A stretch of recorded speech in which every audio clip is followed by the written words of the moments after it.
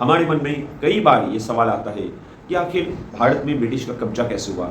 आखिर उस टाइम भारत के राजा कौन लोग थे और कैसे ब्रिटिश ने भारत पे कब्जा जमाया था।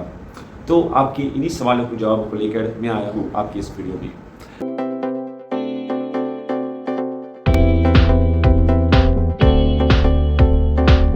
तो भारत पे ब्रिटिश ने कब्जा कैसे किया, ये जानने से पहले आपको जानना पड़ेगा 18th सेंचुरी का इंडियन पॉलिटिकल हिस्ट्री को। तो इस टाइम इंडिया में कोई सेंट्रल रूल नहीं था। इस टाइम भारत अलग अलग स्टेट्स में डिवाइडेड था और इसमें जो सेंट्रल पावर तौर पे जो डोमिनेट पावर जो था वो था मराठा एम्पायर, जो उस टाइम इंडियन सब कॉन्टिनेंट का half of the territory, more than half of the territory पे रूल कर रहा था। इसके साथ ही कई सारा छोटा मोटा स्टेट्स बना हुआ था, जिसमें से कुछ पहले की मुगल एम्पायर के सूबा थे, जो मुगल एम्पायर डिक्लाइन हो जाने के बाद यहाँ पे लाया गया था। तो आखिर कैसे ब्रिटिश ने इन पे कंट्रोल किया, तो चलिए जानते हैं आज के इस वीडियो में।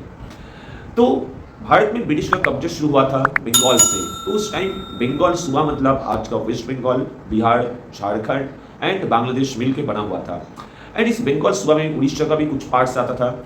इस बंगाल सूबा को का जो नवाब था, नवाब सिराजुद्दौला, इसको ब्रिटिशर्स बैटल ऑफ पलासी में 1757 में डिफीट कर देता है। उसी का जो चीफ जनरल था, मेजर जनरल था मीर जाफर, उसी की मदद से। अब इसके बाद बंगाल पे ब्रिटिश का इनडायरेक्ट कंट्रोल होना शुरू हो जाता है।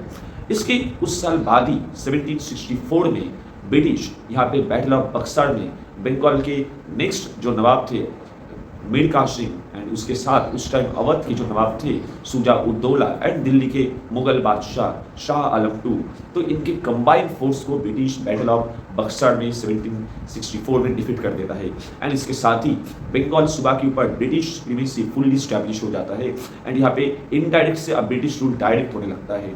इसके साथ ही ब्रिटिश का इन्फ्लुएंस अब अवध तक पहुंच गया था, मतलब आज का ईस्टर्न यूपी था। एंड दिल्ली के मुगल बादशाह से भी वो भारी यहाँ पर पैसा लेते हैं। इसके बाद ब्रिटिश आज का जो साउदर्न कर्नाटका तमिलनाडु, तो वहाँ पे उस वक्त मैसूर स्टेट बना हुआ था। तो इस स्टेट में इस वक्त हैदर अली और उसके बाद उसका बेटा टीपू सुल्तान रूल करता है। तो यहाँ पे पहले से वोडेयर डायनेस्टी था, तो हैदर अली वोडेयर के अंडर में जनरल था। हैदर अली राजा को रिप्लेस करके खुद रूलर बन जाता है और अब हैदर अली का ग्रोइंग पावर उसको ब्रिटिश का एनिमी बना दिया था। ब्रिटिश के साथ हैदर अली और टीपू सुल्तान का टोटल 4 वर्ष होता है, 4 लड़ाइयाँ होता है। इन 4 लड़ाइयों में पहला तो लड़ाई में कोई फाइनल डिसीजन नहीं निकलता है, लेकिन थर्ड लड़ाई में मैसूर का डिफीट होता है। यहाँ पे उनका हाफ ऑफ द टेरिटोरी चला जाता है एंड टीपू के बेटे को ब्रिटिशर्स बंदी बना लेते हैं। एंड लास्ट वाले जो लड़ाई होता है इसमें मैसूर का फुल्ली डिफीट होता है एंड टीपू सुल्तान वहाँ का जो रूलर था उनका मौत हो जाता है। और ऐसे ही एंग्लो मैसूर बैटल वह जो लड़ाई था 1799 में खत्म हो जाता है और साउथ इंडिया में भी ब्रिटिश का एक स्ट्रॉन्ग डोमिनेंस स्टैब्लिश हो जाता है। इसके बाद ब्रिटिशर्स का अगला लड़ाई मराठास के साथ होता है, जो आज के नॉर्थर्न कर्नाटक से नॉर्थ में हरियाणा और यहाँ पे गुजरात से लेकर उड़ीसा तक जिनका एम्पायर फैला हुआ था। अब मराठा के बीच में कोई सेंट्रल रूलर नहीं था। अभी का जो लास्ट पेशवा था माधवराव द फर्स्ट, इनके मौत के बाद इनके एम्पायर में रूलर्स के बीच में डिसइंटीग्रेटेड होने लगता है। तो यहाँ पे अलग अलग चीफ्स थे, जिनमें से यहाँ पर सिंधिया, होलकर, गायकवाड़ एंड यहाँ पे भोसले मेजर थे एंड छत्रपति यहाँ पे नॉमिनल जस्ट राजा थे, लेकिन पेशवा के हाथ में कंट्रोल था।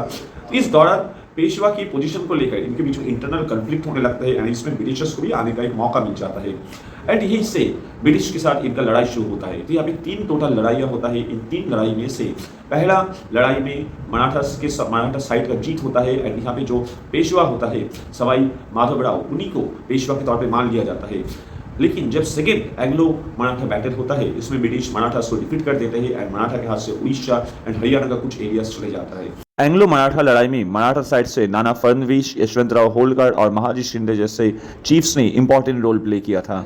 इसके बाद थर्ड एंग्लो मराठा बैटल में मराठास का फुल्ली डिफीट हो जाता है और ऐसे ही ब्रिटिश भारत का पैरामाउंट अथॉरिटी बन जाता है। अब ब्रिटिश को भारत में चैलेंज करने के लिए कोई सेंट्रल अथॉरिटी नहीं बचा था। इस दौरान अब भारत के वेस्टर्न पार्ट में, नॉर्थ वेस्टर्न में ओनली सिख एम्पायर बचा हुआ था, जो महाराजा रणजीत सिंह कंट्रोल कर रहे थे।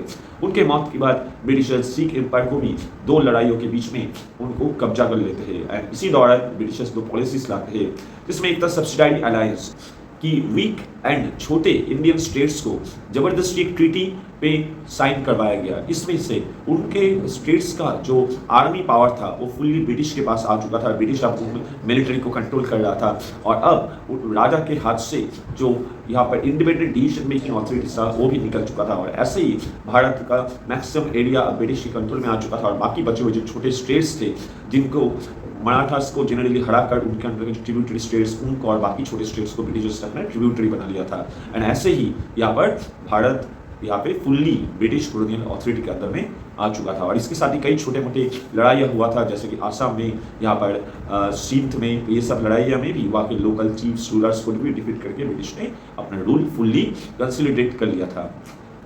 तो आज की इस वीडियो में यही तक, दूसरे किसी वीडियो में मिलते हैं दूसरे किसी ऐसे टॉपिक के साथ।